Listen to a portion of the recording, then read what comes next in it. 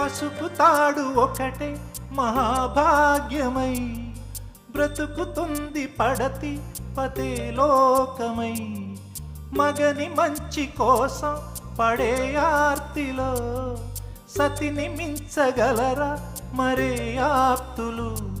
ఏ పూజ చేసినా ఏ నోము నోచినా ఏ స్వార్థము లేని త్యాగం భార్యగా రూపమే పొందగా.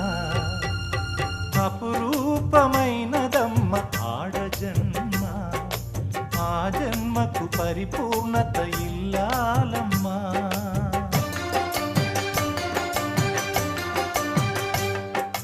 అపురూపమైనదమ్మ ఆడజన్మ, ఆ జన్మకు పరిపూర్ణత